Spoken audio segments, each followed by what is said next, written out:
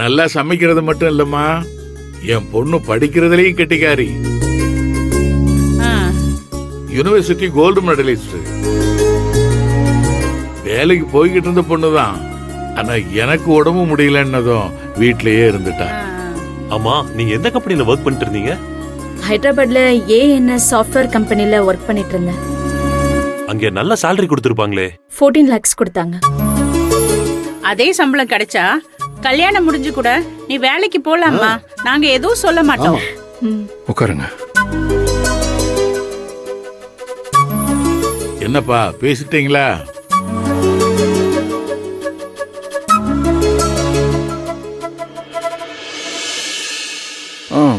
பேசிட்டோம்ப்பா. நம்ம எல்லாரும் கொஞ்சம் கலந்து பேசிட்டு மாப்பிள்ளை வீட்டுக்காரங்களுக்கு ஒரு நல்ல பதிலா சொல்லுவோன்னு புனிதா சொல்றாங்க.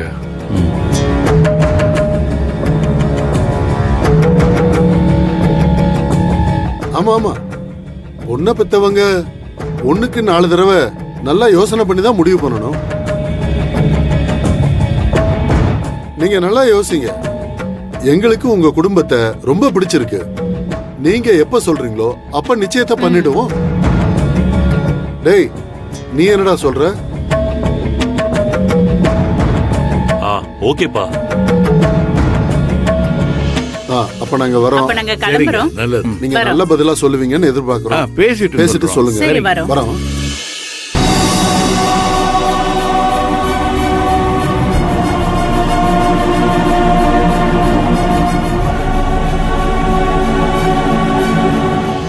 கபிலா, மாப்பிள்ளை வீட்டுல 100 பவுன் கேட்டதும் நான் யோசிச்சு சொல்றோம்னு சொல்லலாம்னு நினைச்சேன். நீ உடனே சரின்னு சொல்லிட்டியப்பா. நல்ல வேலை புனிதா உன்னை கூப்பிட்டு பேசினா.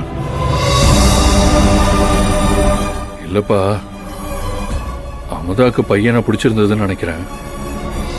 அதான் உடனே ஓகே சொல்லிட்டேன்ப்பா. அது இருக்கட்டும்பா. அதுக்காக நம்ம அளவுக்கு மீறி செலவு பண்ண முடியாதுல்ல. எப்பா, நீ உன்னையும் கொஞ்சம் யோசிக்கணும்ல. இருக்கிறதெல்லாம் அமுதாவுக்கே கொடுத்துட்டா அப்புறம் நீங்க என்ன பண்ணுவீங்க? சரி, அதான் அன்னைக்கே குடும்ப சொத்தெல்லாம் இருக்குல்லப்பா.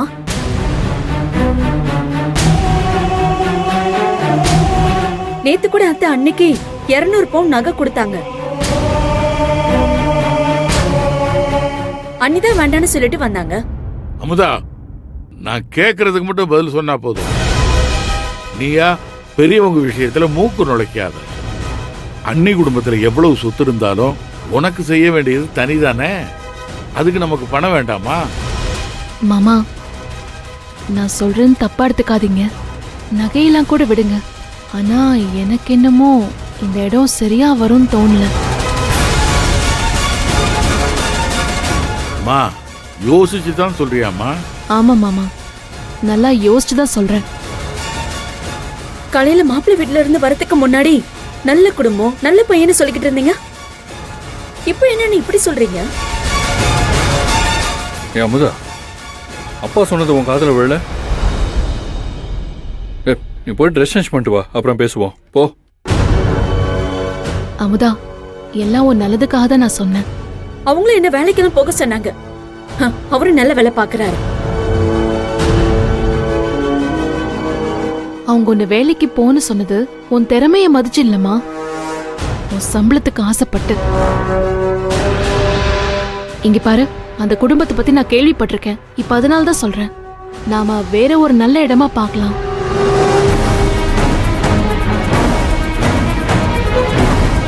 மாமா, அவங்க வந்ததுல இருந்து நம்ம குடும்பத்து மேல ஆர்வம் காட்டின மாதிரி தெரியல. என் வீடு, சொத்து, என்னோட பிசினஸ் லாபம் இதெல்லாம் தெரிஞ்சுக்கணுங்கிறதுக்காக பேசின மாதிரியே இருந்துச்சு. அந்த குடும்பம் அமுதாவை கல்யாணம் பண்ணா நிறைய சொத்து கிடைக்கும்னு எதிர்பார்க்கிற மாதிரி இருக்கு. கபிலா, நீ என்னப்பா சொல்ற? எனக்கும் ஆரம்பத்துல இருந்து என்னடா அமுதாவை பத்தி விசாரிக்காம வந்ததுல இருந்து புனிதாவை பத்தி விசாரிக்கிறாங்கன்னு தோணுச்சுப்பா. சரி, நான் ஏதோ ஆர்வத்துல கேக்குறாங்கன்னு நினைச்சேன்.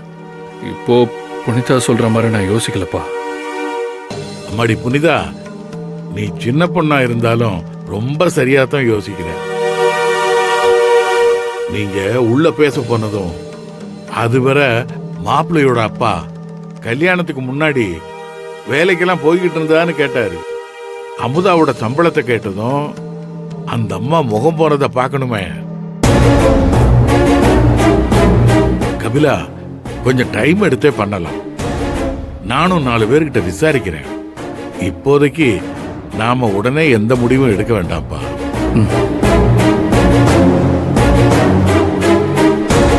உட்காருங்க. அதானே, நீங்க மட்டும்தான் காசு பணம் கொடுத்து மரியாதையோட இருக்கணும். மத்தவங்கள இருக்க கூடாதுன்னு நினைச்சுதானே இப்படி பண்ணீங்க? யாருன்னே தெரியாதுன்னு சொல்லிட்டு இப்ப இந்த குடும்பத்தை தெரியும்னு சொல்றீங்க. அது அண்ணனும் நம்புறான். உங்களை எவ்வளவோ நம்பினேன். ச்சே.